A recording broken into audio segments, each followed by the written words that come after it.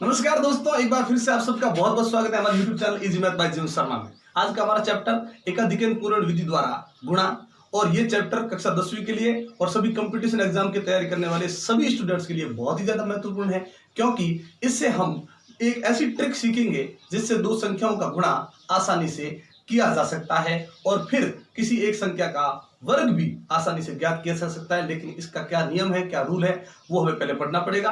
और चलिए बढ़ते हैं पहले इस वीडियो की तरफ, लेकिन वीडियो को पूरा जरूर देखें, अंत तक देखें। तो मिलते हैं वीडियो के अंत में।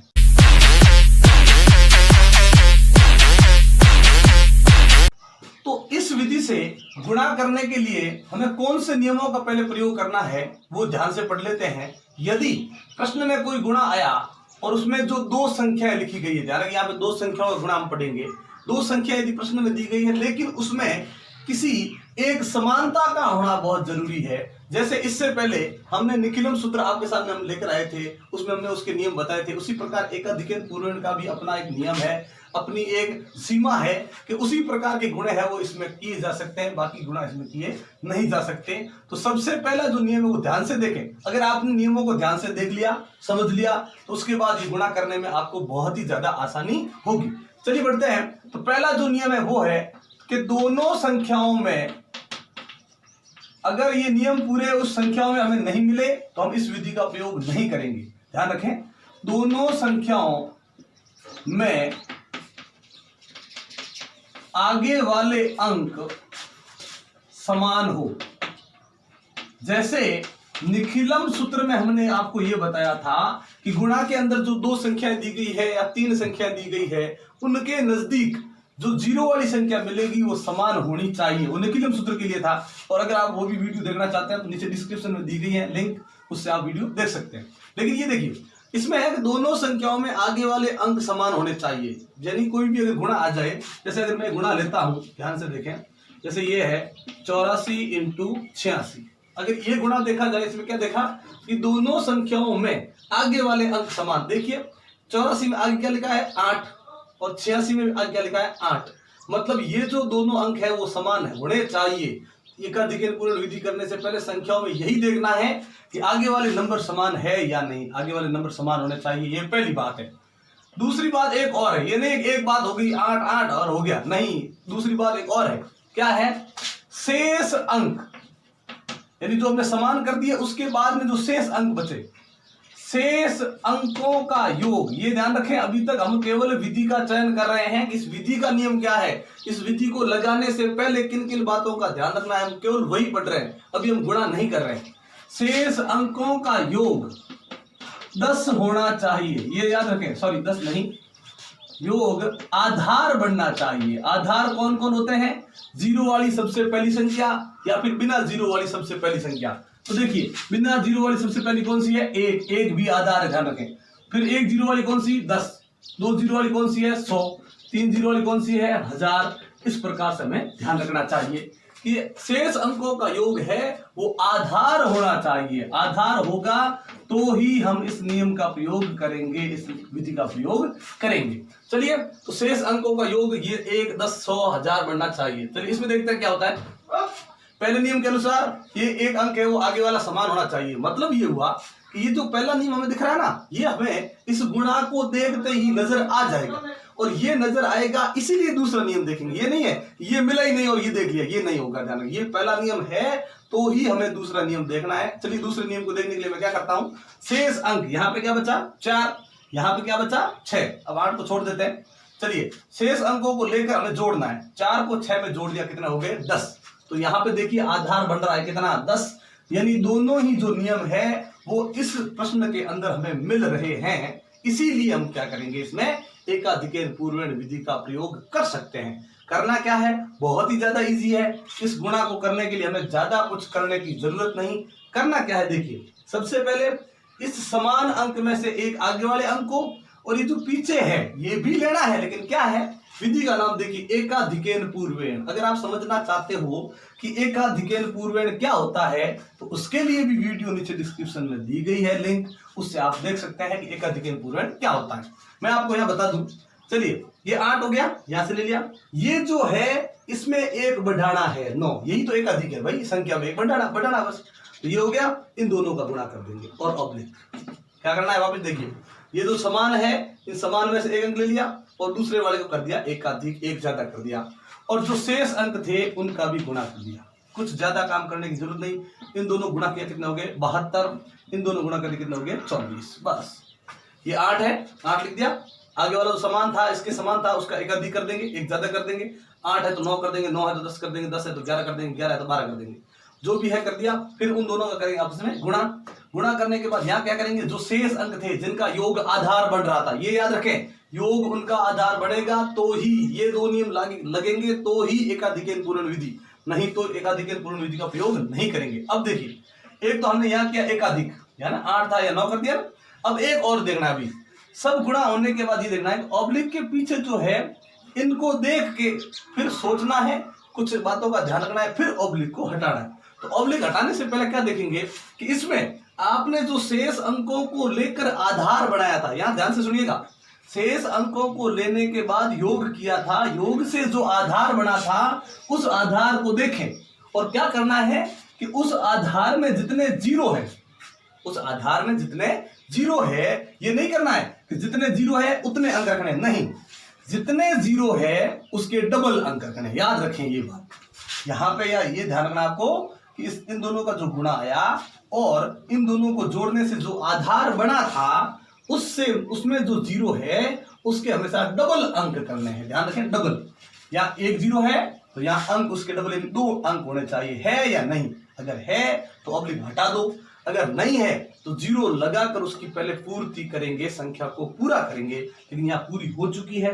तो ये दोनों रख दिए वैसे के वैसे, 7224 ये 84 और 86 का गुणा हो गया। एक और गुणा लेते हैं, जैसे हमने गुणा लिया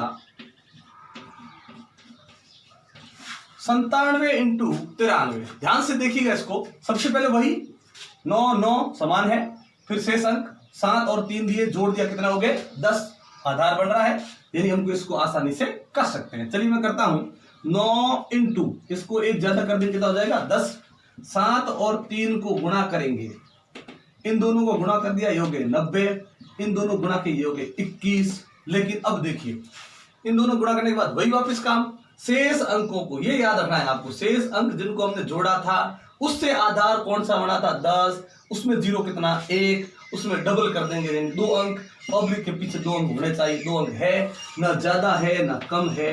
ये 9021, 97 और 93 का गुणा हो चुका है। अब जो कंपटीशन एग्जाम के लिए तैयारी कर रहे हैं वो कहेंगे कि इसमें मुझे तो कोई शॉर्ट ट्रिक नजर नहीं आई, नजर आ गई, ये दो कैसे नजर आई, ये 9 इसको 10 बढ़ाया, मन ही मन में गुणा कर दो, ये हो गया 90, फिर 7 और 3 गुणा कर दो, कितना हो गया 21 करके फिर मन में थोड़ा सोच लो कि भाई 7 और 3 को हमने जोड़ा था, 10 आया था, 10 में एक जीरो था, अब गुणा करने से 21 आया, जीरो से डबल अंक होने चाहिए, 21 में डबल अंक 2 अंक है, तो ये देखो डायरेक्ट गुणा हो गया। तो इसीलिए मैं आपको ये बता रहा हूं ये जो गुणा की ट्रिक है वो आपके लिए बहुत ही ज्यादा अच्छी होने वाली है। 985 इंटू 915, इन दोनों का गुणा करने के लिए वही वापस काम करते हैं। देखिए आगे वाला अंक यहाँ देखा 9, यहाँ पे भी 9, समान अंक है, समान होने के बाद अब शेष अंकों को देखना है। शेष अंकों में क्या है, ये 85 और ये 15। अब इन दोनों को ध्यान से देखना है, 85 और 15 इनका योग करना है। 85 और 15 को मैंने जोड़ा, कितने हो गए 100, आधार बन रहा है, आधार बन रहा है, मतलब हम इस विधि का प्रयोग कर सकते हैं। चलिए क्या करेंगे, सबसे पहले 9 को यहां से लेंगे, यहां 9 से एक ज्यादा यानी कितना लेंगे 10, फिर ऑब्लिक, फिर क्या करेंगे जो शेष अंक थे उनका भी आपस में गुणा कर देंगे।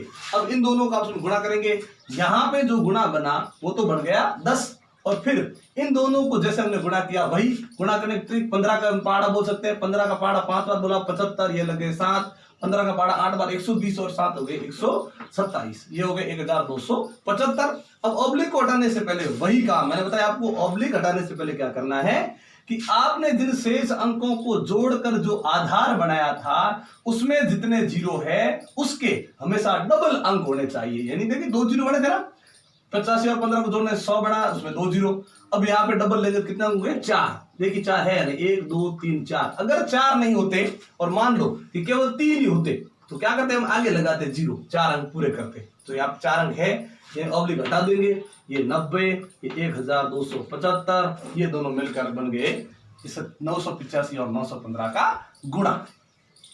इस गुणा को करते हैं, इस गुणा में पहले वही देखना है। देखिए 7 सही 1/3, 7 सही 2/3, इसके आगे भी 7 है, इसके आगे भी 7 है, मतलब देखिए दोनों संख्याओं में आगे वाले अंक समान है। ये दोनों अंक तो हो गए समान, ये हो गया। फिर क्या करना है, जो शेष बचा, इसके पीछे जो भी ये शेष बच गया है उनका हम योग करेंगे, अलग से योग करेंगे। तो 7 और 7 ये तो समान है, फिर इन दोनों को लेकर अगर मैं योग कर दूं 1/3 और 2/3 का यदि मैं योग कर दूं, मैंने बताया इन दोनों कंडीशन को पूरा करने के बाद ही एकाधिकार पूर्ण विधि का प्रयोग, नहीं तो प्रयोग नहीं कर सकते। चलो मैंने इनकी जोड़ की, ये 3 तो वही भिन्नों की जोड़ वाला। अगर वो भी पढ़ना चाहते तो उसके लिए भी हम वीडियो आपके सामने लेकर आए हैं, वो वीडियो भी आप हमारे चैनल से देख सकते हैं। चलिए ये 3 आधार समान होने के बाद ये 3 ही रहेगा। ध्यान रखें, हर समान हो तो हर को एक बार, फिर अंशों की सीधी जोड़ हो जाएगी। ये कितना बढ़ गया 2, ये 1 और ये 2 कितने हो गए 3, 3 से 3। अंश और हर यदि समान हो तो वो खुद के ही पहाड़े से कट जाएंगे और खुद के पहाड़े से कटेंगे एक बार। ये ऊपर वाला 1 लिखा, नीचे यदि 1 हो बट्टा के तो उसे लिखना जरूरी नहीं है। बट्टा के नीचे 1 है तो उसे लिखना जरूरी नहीं है। तो ये कितना बना 1, ये बना क्या है, ये शेष अंकों का जो योग है वो 1 हुआ है। देखिए यहाँ पे शेष अंकों का योग आधार होना चाहिए। क्या आधार 1 है? हाँ, यहाँ पे आधार 1 है। मैंने बताया 1 भी आधार है और बाकी 0 0 लगने के बाद जो पहली संख्या बनती है वो भी आधार ही होगी। चलिए आप बढ़ते आगे। ये 1 हो गया, मतलब हम इस विधि का प्रयोग कर सकते हैं। तो कैसे करना है, ये आगे वाले जो भी समान अंक है उसमें से ये 1 साथ ले लिया और इसको 1 बढ़ा के लेंगे और वापस क्या करना, फिर शेष अंकों का आपस में गुणा कर देना है। जो भी शेष है उनको भी आपस में गुणा कर देंगे। इन दोनों का गुणा हो गया 72, इन दोनों में गुणा करेंगे। देखिए यहाँ पे हरों का हमने जैसे इस प्रकार से करते थे 3 3 तो 3 देते थे। गुणा में ये नहीं, गुणा में ये है कि यदि कोई अंश और हर कटता है तो काट सकते हैं, यदि एक ही पहाड़े में आए तो। लेकिन यहाँ देखिए कोई समान पहाड़े में नहीं आ रहा है, हर से हर नहीं काट सकते हम, तो क्या करेंगे, अंश को अंश से गुणा कर देंगे। 2 एकम ये 2, इसको गुणा कर देंगे 3 3 ये 9। इसमें आपको यहाँ जैसे यहाँ था ना, अभी हमने जो 3 प्रश्न अभी किए थे उसमें हम 0 देखते थे, डबल अंक ढूंढते थे। यहाँ पे ऑब्लिक हटाने से पहले हमें ढूंढने की जरूरत नहीं है। क्यों? क्योंकि इसका योग जब हमने किया था 1 आया था, 1 भी 0 नहीं था, तो यहाँ डबल अंक देखने की जरूरत नहीं है।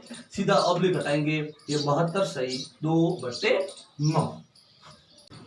तो आज की वीडियो हम यहीं पर समाप्त करते हैं। आज की वीडियो आपको कैसी लगी है कमेंट बॉक्स में लिखकर जरूर बताएं। अगर अच्छी लगी हो तो लाइक कर दें और अपने दोस्तों के साथ शेयर जरूर करें, ताकि हमारी जो मेहनत है वो सबके लिए काम आ सके। चलिए एक बार आप सबका बहुत बहुत धन्यवाद हमारे चैनल को सब्सक्राइब करने के लिए और हमारे वीडियोस को लगातार देखने के लिए। अगर आप हमारे चैनल पर नए हैं तो पहले हमारे चैनल को सब्सक्राइब कर लें और बेल आइकन जरूर दबाएं, ताकि जब भी हम आपके लिए नए वीडियो लेकर आए नोटिफिकेशन आपको मिलती रहे। तो इसी तरह के इंटरेस्टिंग वीडियो देखते रहें और जुड़े रहें हमारे साथ। तब तक के लिए नमस्कार, जय हिंद, जय भारत।